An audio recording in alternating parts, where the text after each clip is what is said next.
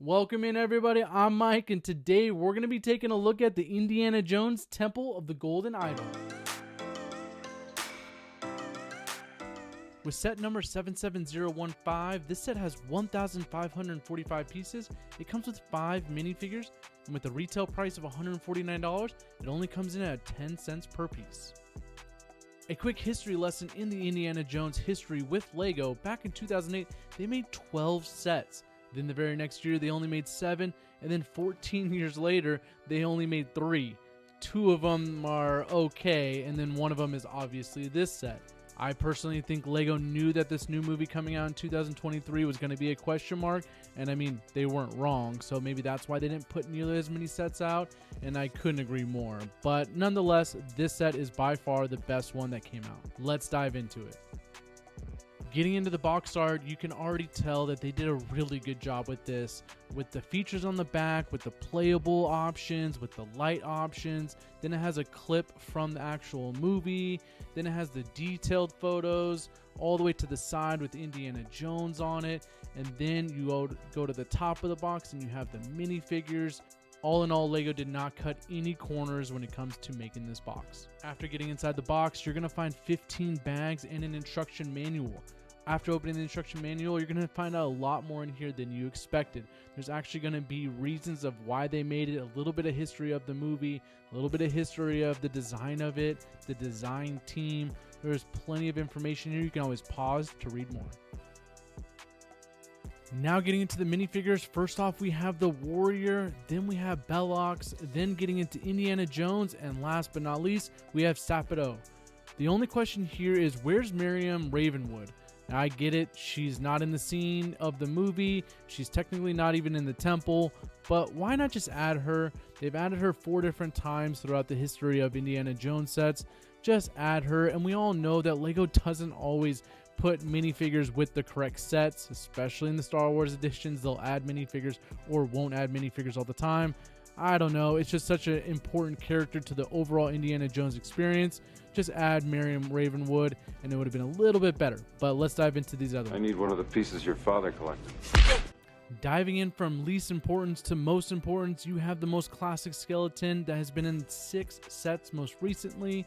So nothing much to see here. And getting into the Warrior, there's great design here with the face print, the bottom, top, and even on the back side. Looks just like the Warrior from the movies.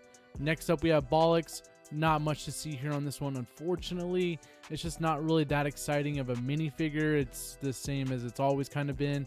It does look like the character, so you can't really complain. It does have some cool details of sweat on the back, which I do love, little details like that. Then next up we have Sapato, which has the spiders on the back. He looks like an absolute mess. This is definitely one of the characters of the entire movie that everybody loves or hates because he betrays Indiana Jones. But nonetheless, they did a really good job with this one. I was actually pleasantly surprised how much I actually like this minifigure. Love the hairpiece, love the sweat, love the spiders on the back. So this is actually an A+ minifigure right here. And then moving on to Indiana Jones, the most important minifigure. Surprisingly enough, he is an exclusive minifigure just to this set. So hopefully you won't really see him again. But overall, the Indiana Jones outfit, there's not much to say here. He has the holster, he has the sling, backpack, then he has his famous rope and the hat. He does have 2 sides to his face, which I do love, the 2 emotions. Other than that, I'm still missing Miriam Ravenwood, but overall, these are some really good minifigures. Now getting into this absolute monster of a set. They break it down into 3 sections, so when you're building it, you don't feel like you're overwhelmed whatsoever, and you get a sense of all 3 rooms. Let's get into some of the details of this actual set. Right here in the front is the plaque of the Raiders of the Lost Ark plaque with some famous quotes from the movie. And as you can tell, for each section, there are some knobs for some play features. Each knob is not sticker based, so it is printed on there. And as you can tell, even the front tiles are also printed on, so there's no stickers for those ones either. Now breaking down some of the detail from each room. In the very front room, you have the spiders with the boulder racing down. We're going to get into some play features a little bit later. And then in the middle section, you have the vines where they have to jump with the hidden door. And then in the very last section, of course, you have the golden idol. Some features that actually surprised me the most out of this set were actually the wall face features. If you look closely, those are all different Lego pieces to make each different face. I was really surprised how much detail they put into this set, and you can tell they did not skip any corners. Another impressive point to make is that they did a really good job with the colors. They had the turquoise and the green with the gray and then the tan. They just did a really good job by not blanding it out because it is a cave, so they had to make it a little extra special. So for display feature wise, the colors are absolutely amazing. And as you can tell here, when you start putting the minifigures in the set, it actually starts coming to life a little bit. And surprisingly enough, all the features do work. The boulder works, the swing works with the door, and even the golden idol lights up once he grabs it and you kind of crank the knob a little bit. But other than that, it actually works.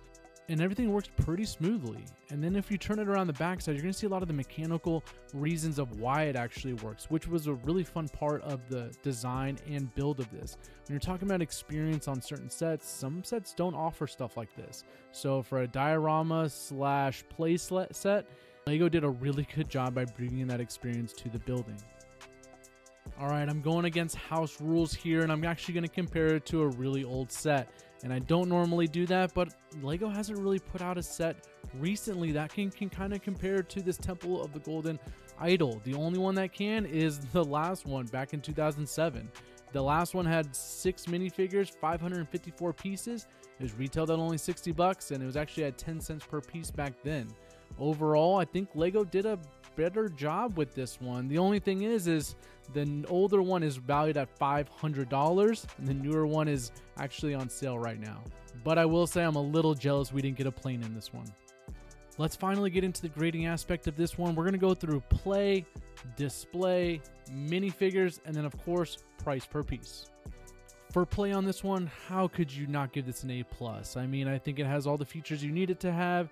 It has 3 different rooms with 3 different kinds of play features, technically 4 with the sliding door.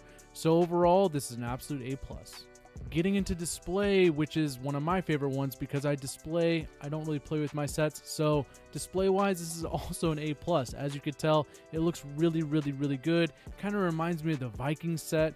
Again, kind of the longer sets, not too high or not too in depth, but it could fit perfectly on any shelf. Going into minifigures, I'm going to give this a B overall. And the reason why is because it doesn't have Marion Ravenwood. I understand, again, that she's not in the actual scene, but it really doesn't matter sometimes with Lego. Just add the extra minifigure, add maybe an extra warrior just for fun. I'm not really sure. But overall, it's a B. The minifigures really aren't anything to really save or to put in a glass display, so... Finally, price per piece, of course, it's going to be an A+. Anything less than 10 cents per piece is an absolute A+ in my book. And you get 1,600 pieces at 10 cents per piece, which concludes to our final grade, and that is an absolute A. This set, in my book, was a day one purchase, or you can wait for it to go on sale, but overall, it is a perfect set to me. And if you love building, you love display, and a little bit of play with your sets, this set you cannot go wrong with. Don't forget, if you like my reviews, go ahead and like, comment, and subscribe, and I'll see you guys on the next one.